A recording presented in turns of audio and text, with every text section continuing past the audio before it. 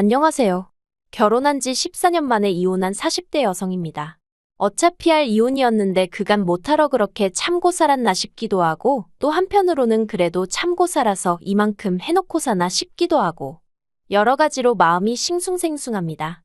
그리고 사실 사춘기인 딸이 제가 이혼을 한다고 하면 어떻게 받아들일지 걱정이 돼서 이혼을 결심하기가 쉽지 않았던 것도 있어요.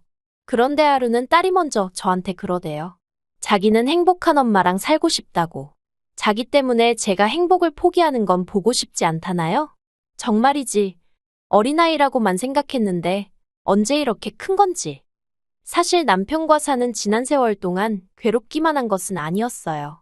남편 자체만 놓고 보자면 그렇게 나쁜 사람은 아니었거든요. 어디 드라마나에나 나올 법한 완벽한 남편은 아니었어도 성실하게 회사 다니면서 월급 따박따박 가져다주고 딸한테는 자상한 아버지였고. 그런데 문제는 무슨 일이건 간에 어머님하고만 얽히면 한 번을 제 편을 들어주는 일이 없기도 했고 결국 그 일로 매번 부부싸움을 하게 되더란 거죠. 그리고 정말이지 결혼 전에는 어머님 때문에 이렇게 마음고생을 하며 살게 될 줄은 몰랐어요. 어디서부터 이야기를 해야 하나 싶은데 일단 남편하고는 지인의 소개로 만났거든요. 만났을 당시 남편은 담배를 피던 사람이었는데 제가 흡연자는 싫다고 하니까 한 달도 안 걸려서 담배를 딱 끊더라고요. 그리고 그런 결단력에 제가 점수를 후하게 줬던 게 사실이에요. 게다가 그뿐만이 아니라 당시 한 직장을 10년 가까이 다니고 있었는데 그때는 그것도 제 눈에는 좋아 보였습니다. 제 얼굴에 침 뱉기 같지만 저희 친정아버지는 성실하지 않은 분이셨거든요. 한 직장에서 6개월 이상 계시질 못했고 툭 하면 이런저런 핑계로 집을 몇 달씩 비우기도 하셨고요. 그래서 저는 나중에 결혼할 때 다른 건 몰라도 꼭 성실하고 책임감 있는 사람을 만나고 싶었는데 저희 남편이 딱 그런 사람으로 보였던 거죠. 결혼할 때 양가에서 특별히 받은 건 없었어요. 이미 그 당시에도 어머님은 남편과 아주버님으로부터 매달 얼마씩 받아서 생활을 이어나가셨을 만큼 경제적 사정이 좋지 않았거든요. 그런데 남편이 말하길 원래부터 그렇게 남편 집이 어려운 것은 아니었답니다. 아버님이 살아계실 때만 하더라도 그래도 먹고 싶은 거 있음 사 먹고 배우고 싶은 거 있음 배우고 할 정도의 여유는 있었다고요. 그런데 남편 나이 17, 아주버님 나이 24세 아버님이 돌아가셨고 이후로 어머님이 돈 관리를 하면서 소위 집안 경제가 파탄이 났다는 게 남편의 말이었어요. 이걸 어떻게 설명해야 하나 싶은데 이제 아버님이 돌아가시고 나니 아주버님 딴에는 자기가 가장 노릇을 해야겠다 싶었던 모양이에요. 그래서 어머님을 설득해 자기 앞으로 식당을 차려달라고 했다대요.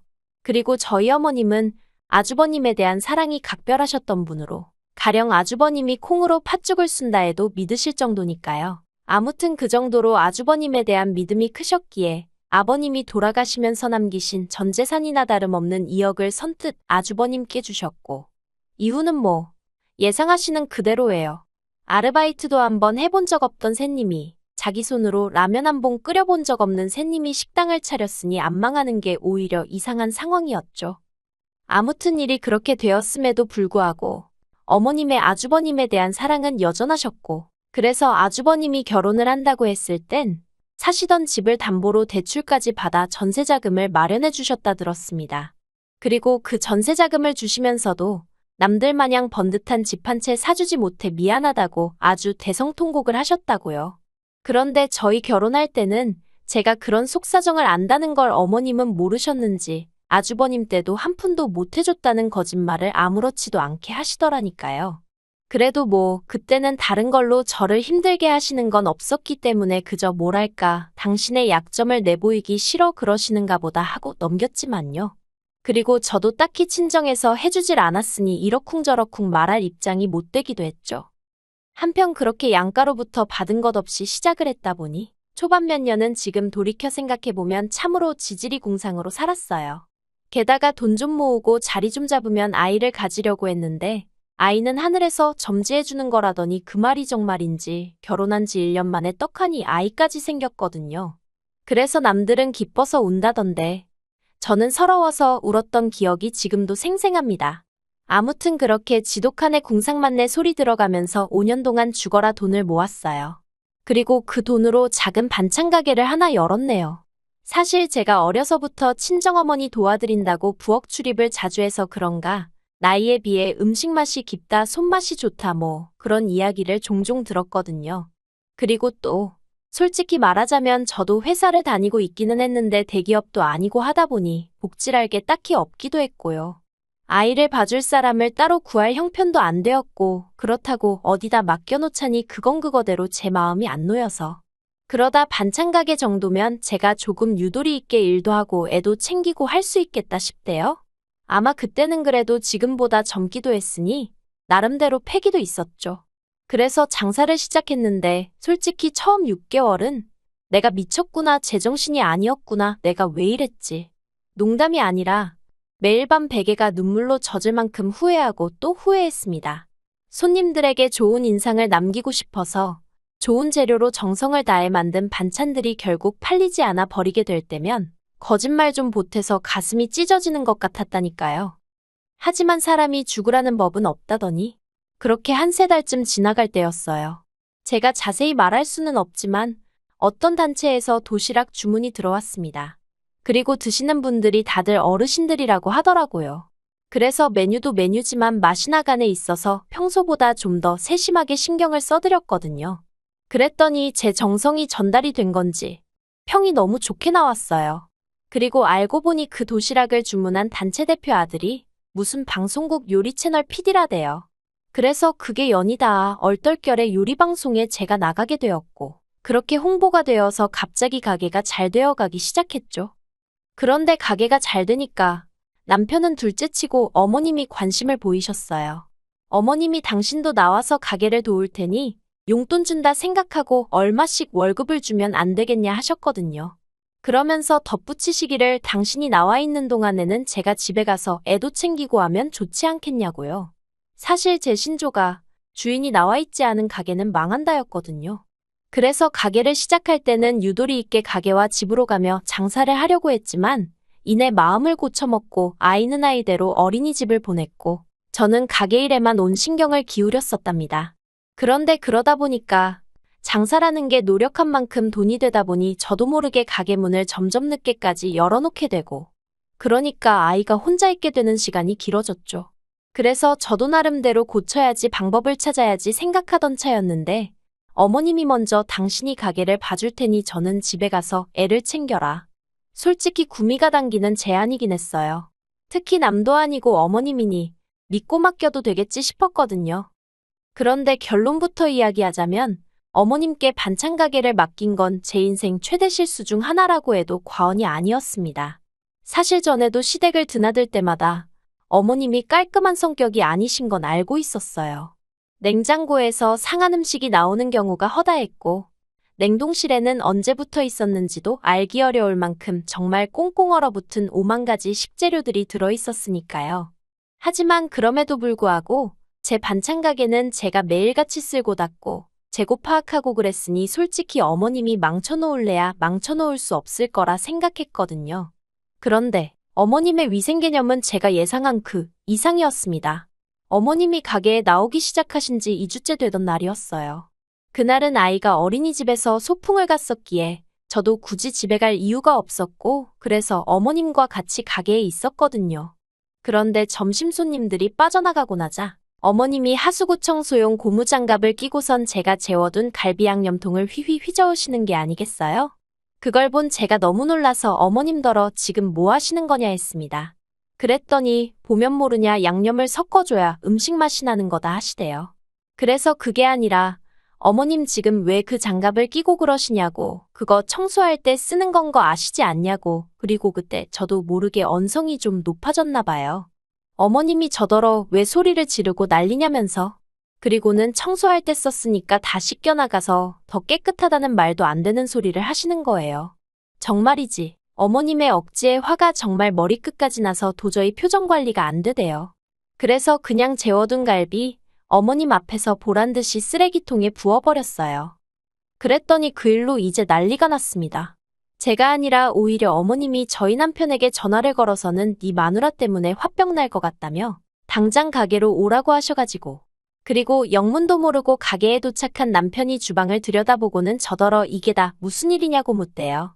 그래서 어머님이 어떻게 하셨는지 얘기하니 기껏 남편이 한다는 말이 그래도 그렇지 어머님 무한하게 이렇게 했어야 했냐면서 저더러 싸가지가 없다는 거예요.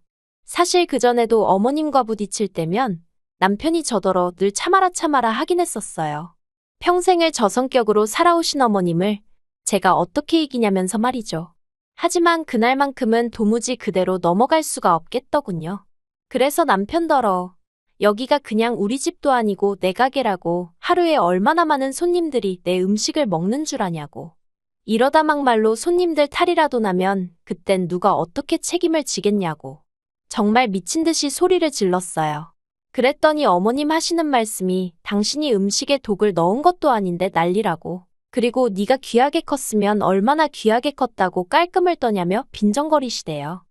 그래서 결국 제가 어머님더러 더는 제 가게에 나오지 마시라 했고 어머님은 네가 뭔데 내 아들 돈으로 차린 가게에 나더러 나와라 마라 하느냐며 또다시 언성을 높이셨습니다. 그리고 저는 남편더러 그러면 이 가게 어머님이랑 당신이랑 둘이서 해라. 난 손 떼겠다 했어요. 그랬더니 남편도 그건 또 자신이 없었겠죠 당연히. 그리고 제가 가게에서 벌어가는 수입이 남편 월급의 배가 넘었거든요. 다행이라고 해야 할지 남편이 그 정도 계산은 빠릿빠릿하게 머릿속에서 돌아갔나 보대요. 어머님 떨어 이 사람 말대로 하시라고 가게에는 그만 나오시라고 했으니까요. 그래서 결국 남편도 어머님하고 대판 싸우고 그 길로 저는 시댁의 발길을 완전히 끊었죠. 그리고 시댁의 발길을 끊은 지 어영 9년입니다. 처음에는 그래도 딸하고 어머님 영까지 끊어놓는 건 아닌 것 같아서 남편이 시댁에 갈 때마다 따라가게 했는데 언젠가 딸이 그러더라고요. 할머니는 자기를 별로 안 좋아한다고. 그래서 남편한테 이게 다 무슨 소리냐니까 자기 어머니 모르냐면서 형님 내는 게다가 아들이잖아. 그러니 그쪽에 좀 더 신경 쓰시더라 하는 거예요. 아니 그러면 아빠가 돼서는 그걸 가만히 보고만 있었냐니까 그렇다고 안 데려가 하는데 어찌나 짜증도 나고 답답하던지 그래서 딸도 안 보내기 시작했어요.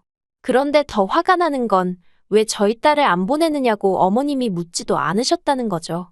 그리고는 괘씸해서 그러신 건지 저희 딸 초등학교 입학할 때도 애 생일 때도 심지어 남편이 어머님께 대놓고 손녀가 수학경시대회에서 금상을 받았다고 얘기를 했다는데도 돈 10,000원도 안 챙겨주시대요? 솔직히 돈 10,000원이 없어서가 아니라 그 정도로 손녀에 대한 애정이 없으시단 걸 알게 되니까 저는 저대로 어머님한테 더 마음이 떴고요. 그런데 올해 초 남편이 어머님이 저를 찾으신답니다. 어머님뿐만 아니라 형님도 그렇게 저를 찾으신대요. 그래서 제가 나를 왜 찾냐니까 한 가족인데 언제까지 이렇게 지내야겠냐면서 이제라도 잘 지내보자고 그러는 거 아니겠냐 하는데 솔직히 어이가 없었죠. 저도 처음 2, 3년은 솔직히 시댁의 발길을 끊고도 후련한 게 아니라 찝찝하고 속상하고 그랬어요. 저도 사람인데 누가 됐건 간에 다른 사람들하고 잘 지내고 싶었지 그렇게 예민하게 날 세우고 싶었겠어요? 그래서 남편을 통해 은근히 소식을 전해보기도 하고 기다려보기도 했지만 그때는 정말 어머님이나 형님이나 저를 없는 사람처럼 대했답니다. 그런데 이제 와서 갑자기 보고 싶어 한다니? 그 속내가 너무 투명해서 웃음이 날 지경이 돼요. 저희 어머님, 작년에 부쩍 살이 찌시면서 거동이 어려워지셨다는 걸 남편을 통해서 들어 알고 있었으니까요. 그래서 제가 남편더러 됐다고 그러라고 난 안 보고 싶다고 했습니다. 그랬더니 남편이 자기가 어머님 보기도 낯뜨겁고 형수님도 언제까지 자기 혼자 며느리 노릇을 해야 하냐면서 불만이 많다며 그래서 형님하고 형수님 사이도 부쩍 안 좋아진 것 같다나요? 그리고는 저더러 이제 묵은 감정은 좀 훌을 날려버리면 안 되냐는데 어이가 없었죠. 그런데 제가 분명히 관심 없다, 보고 싶지 않다는 의사를 밝혔음에도 불구하고 한 달쯤 지나서 남편이 다시 어머님에 관해 이야기를 꺼냈습니다. 그리고 그 주제가 실로 가관이었어요. 어머님 사시는 집을 정리하고 어머님은 요양원에 모시기로 했는데 그 요양원을 저희 집 근처에다 잡을 거라면서 앞으로 한 달에 2번 정도는 의무적으로 제가 들여다봤으면 좋겠다는 겁니다. 황당하더라고요. 그래서 내가 왜 그래야 하냐니까 솔직히 이날이 때까지 형님네는 잘해왔으니까 우리도 우리 도리를 해야지 하는데 그래서 제가 그러면 어머님 집안돈은 어떻게 하신대냐고 물었어요. 그랬더니 아마 형님이 관리하시지 않을까 하는 거예요. 그럼 뭐 돈은 자기들이 갖고 어머님 뒤치다꺼리는 나더러 하라는 건가 싶대요?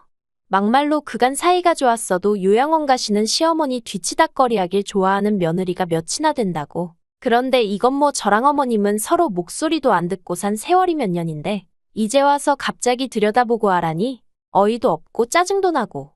그래서 남편더러 그러면 어머님 집 한 돈 내 계좌로 보내라 했습니다.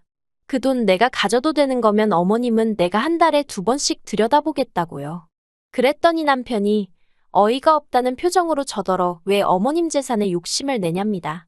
그래서 아니 그러면 나도 뭐가 있어야 하기 싫은 일도 하는 거지. 내가 왜, 나 좋은 것도 하나 없는데 그런 짓을 해야 하냐 따졌습니다. 그랬더니 남편이 자식된 도리 좀 하라는데 그걸 그렇게 받아들이냐면서. 그래서 남편더러 그럼 당신이나 한 달에 2번이고 3번이고 들여다보지. 왜 나한테 말을 꺼내냐고 그랬어요. 그리고 이튿날 형님한테 연락하니 어찌나 반가워하던지. 그래서 저는 요양원 얘기는 꺼내지 않고 그냥 어머님은 요새 어떠시냐며 슬쩍 형님을 떠봤습니다.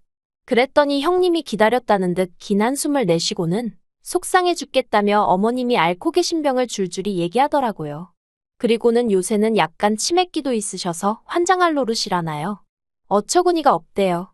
치매기까지 있는 어머님이 퍽이나 나를 찾으셨겠다는 생각과 함께 남편이고 아주버님이고 형님이고 할 것 없이 실질적으로 어머님 뒤치다꺼리를 해야 하게 생겼으니까 제일 만만한 나를 어떻게든 구슬러 보려고 했구나 싶었으니까요. 그래서 그냥 형님더러 앞으로도 고생 많이 하시겠네요 하니까 이때다 싶었는지 동서 나 좀 도와줘 하는데 문득 제가 반찬가게 열고 첫 해에 아파서 시댁에 못 갔더니 형님이 동서는 사람이 왜 이렇게 비리비리 하냐면서 이러다 아버님 뒤따라가는 거 아니냐 했던 말이 떠오르더군요. 그래서 제가 비리비리한 제가 돕긴 누굴 돕냐고 알아서 잘해보시라 했네요. 그리고 지난 3월 중순 어머님 사시던 집은 팔렸고 어머님은 요양원으로 모셔졌어요. 저한테 정말 무슨 기대라도 한 건지 저희 집에서 15분 거리에 모셨더라고요. 제가 형님더러 왕복 2시간도 넘는 거리를 어떻게 오가시려고 여기다 모셨냐 물으니 한다는 말이 그러니까 제가 많이 도와줘야 한답니다. 그놈의 도와주란 말 아주 지긋지긋하대요. 제가 남편더러 어머님 다른 요양원으로 모시던가 아니면 우리가 이사 갈 거라고 했어요. 참고로 남편은 회사를 나와 자기 사업한다고 돈을 까먹고 있는 상황이었고 그래서 집안 생활비는 전적으로 제 주머니에서 나오고 있었습니다. 살고 있는 아파트도 제가 반찬 가게를 하며 번 돈으로 샀다고 해도 과언이 아니었죠. 아무튼 그랬더니 남편이 어머님 모셔놓고 어딜 이사를 가냐며 자긴 못 간다고 저더러 집을 나가고 싶은 거면 혼자 나가라대요. 저만 나가면 아예 이참에 어머님을 여기로 모셔야겠다면서. 그리고 그 말에 저는 정말 우라가 치미는 심정이었습니다. 그래도 남편이 표현을 못해서 그렇지 나름대로 나한테 미안해할 거라고 생각했는데 전혀 그렇지 않다는 걸 알게 되었으니까요. 그래서 남편더러 이혼하자 했습니다. 보아하니 앞으로 어머님 상태는 나빠질 일밖에 없어 보이고 그래서 내 돈 쓰고 내 손 또 빌리고 그럴 생각이었나 본데 나 그렇게 바보천치 아니라고 이혼하자 했죠. 막말로 그간 어머님과 제 사이에서 아무런 역할도 안 하다가 이제 와서 왜 제 머리를 숙이게 만들지 못해 한 달인지 그것도 너무 화가 나고 한번 이혼 이야기가 나오고 나니까 정말 남편 꼴도 보기 싫더라고요.